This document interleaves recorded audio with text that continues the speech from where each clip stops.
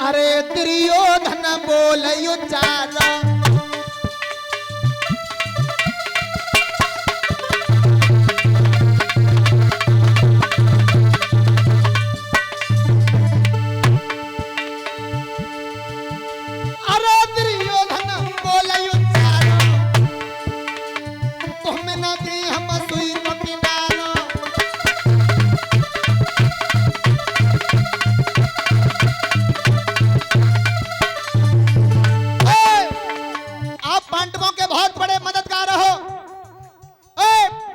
सिपाहियों पकड़ लो इसे।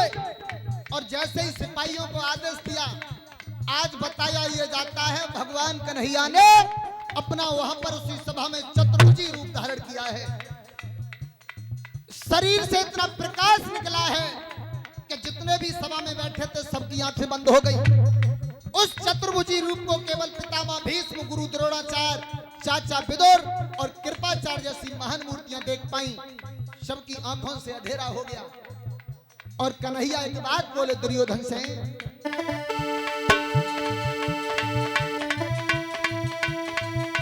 अरे दुर्योधन बोले चारो तुम न दे हम सुई को किनारो।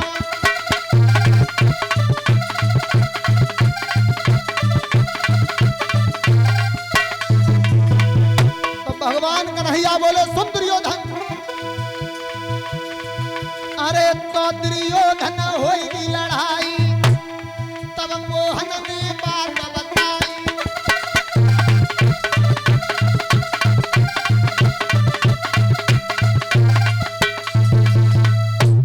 आज देखिए भगवान ने कहा है कि सुन दुर्योधन, अगर तू मेरी बात को नहीं मानेगा तो ऐसा युद्ध होगा, ऐसी लड़ाई होगी जो ना कभी हुई है और ना ही आगे चल करके होगी। भगवान कन्हैया वहां से पांडवों के पास लौट जाते हैं। प्रमाण ये मिलता है युद्ध का समय निश्चित हुआ है 18 दिन का। भगवान कन्हैया के पास कौरवों की तरफ से दुर्योधन मदद लेने के लिए गया है और पांडवों की तरफ से अर्जुन गए हैं। भगवान कन्हैया ने कह दिया है, एक तरफ हमारी नारायणी सेना है, नारायणी सेना, और दूसरी तरफ हम हैं, वो भी किसी से लड़ेंगे नहीं, निहत्थे रहेंगे, ना कोई अस्त्र होगा ना शस्त्र होगा, केवल शरीर से साथ होंगे। दुर्योधन ने कही, तुम लड़ोगे हते नाए, अकेले ही चलोगे, काऊ तिकच कहोगे सुनेगे नहीं, तो तुम्हारा अचार डालेंगे हम, हैं? बताओ, जब तुम काऊ मतलब में ना हो। अरे मुझे तो आपकी नारायणी सेना चाहिए। आज दुर्योधन ने नारायणी सेना मांग ली। कन्हैया ने कही, अर्जुन अब तुम बताओ। तो अर्जुन ने दोनों हाथ जोड़ी और एक बात कही, हे माधव, आप केवल अपने दर्शन देते रहना, लड़वे के हम 5 भैया ही काफी हैं, तुम केवल दर्शन देते रहना, आप हमारे साथ चलो। आज भगवान कन्हैया अर्जुन के सारथी बने हैं। और भाइयों 18 दिन का युद्ध निश्चित हुआ है। उस युद्ध में कुरुक्षेत्र का मैदान निश्चित हुआ, जिस कुरुक्षेत्र के मैदान की लंबाई 40 मील वर्गाकार है। 18 छोड़ी सेना है, 11 छोड़ी सेना कौरवों की तरफ और 7 छोड़ी सेना पांडवों की तरफ। वैसे 8 अक्षौणी सेना थी पांडवों की तरफ, मगर 1 अक्षौणी सेना लेकर के जो पांडवों का मामा था, मामा शल्य, मध्य देश का राजा, जो माद्री का भाई था, उसे दुर्योधन ने रास्ते में पकड़ लिया, उसकी खातर तसल्ली करी, दारू मदरा पिलाया और उसके बाद उसे अपनी ओर ले लिया। तो 7 ही अक्षौणी सेना रह गई। खास मामा पांडवों का देखिए अपने भांजों के विपरीत लड़ने के लिए तैयार हो गया। इधर 18 दिन का युद्ध निश्चित हुआ है।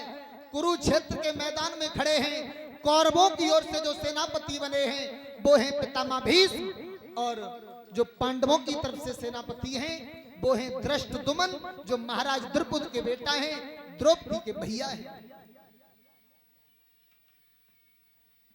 और उसी कुरुक्षेत्र के मैदान में जब दोनों पक्ष खड़े हैं तो एक 12 उम्र का बालक आ जाता है।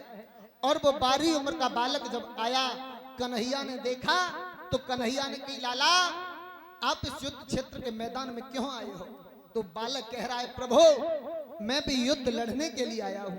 अगर लड़ने के लिए आए हो, अगर कौरव पक्ष से आए हो तो कौरव पक्ष में चले जाओ, और अगर पांडव पक्ष से आए हो तो पांडव पक्ष में चले जाओ।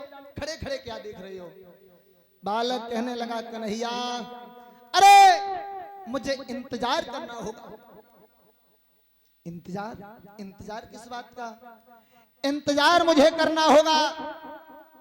जब ये युद्ध होगा तो जो हारता हुआ पक्ष है मैं उसे विजयी बनाऊंगा।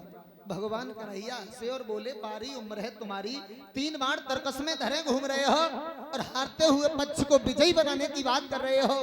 अरे तुम्हें यह नहीं पता इस युद्ध में पितामह भीष्म, गुरु द्रोणाचार्य, कर्ण, अर्जुन और भीम जैसे योद्धाओं ने भाग लिया है और तुम हारते हुए पक्ष को विजयी बनाने की बात कर रहे हो। तो आज बालक की बात बोला, सुनो माधव, मैं क्यों आया हूं, किस लिए आया हूं?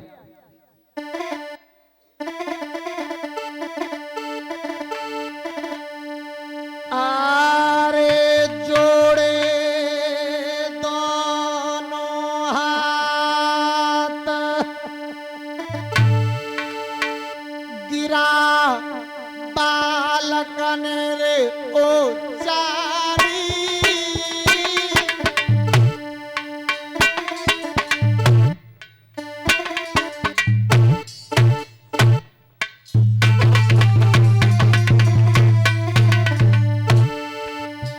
दोनों हाथ जोड़ करके वो बालक कह रहा है,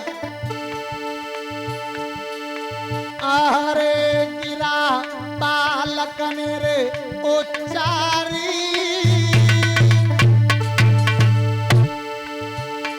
मोई दे धनुष और बाण हुक्म मोई दे गई मेहतार। मोई दे धनुष और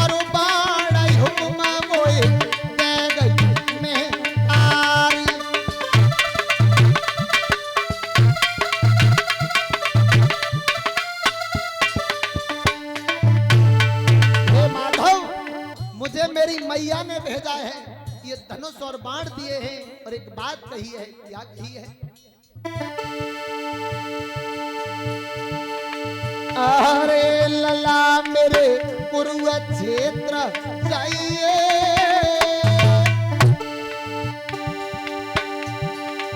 अरे लला मेरे कुरुक्षेत्र जाइए,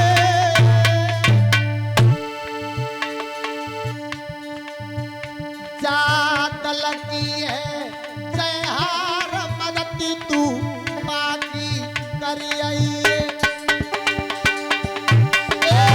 लगी है जय हार मदती तू बाकी करिए।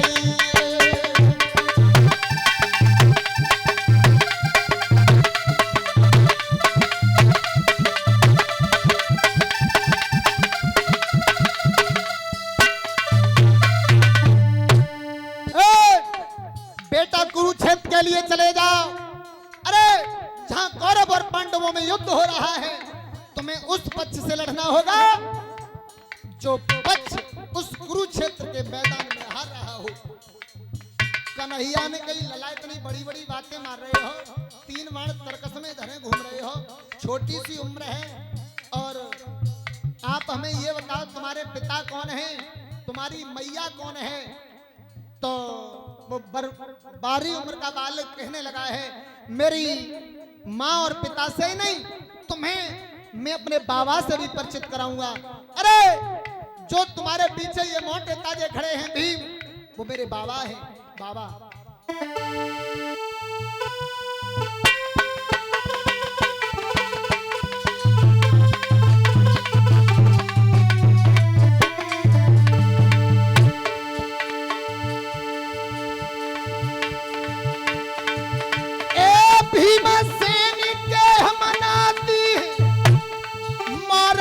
कहिए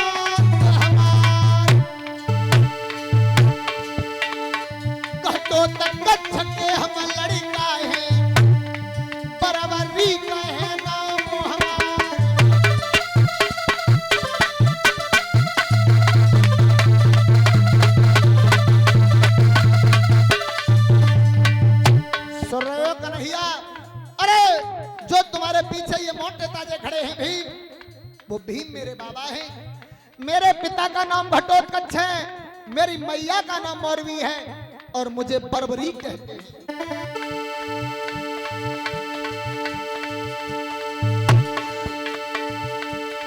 हुक्म दा है मेरी मैया ने, मेरी देही चीत से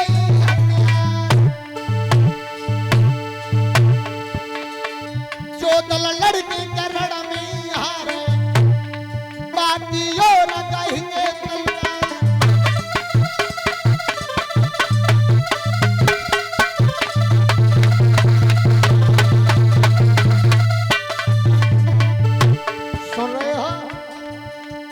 मेरी मैया ने मुझे हुक्म दिया है कि बेटा जाओ, तुम्हें उस युद्ध क्षेत्र में हारते हुए पक्ष को विजयी बनाना है, जो पक्ष हार रहा हो उसे विजयी बनाना है।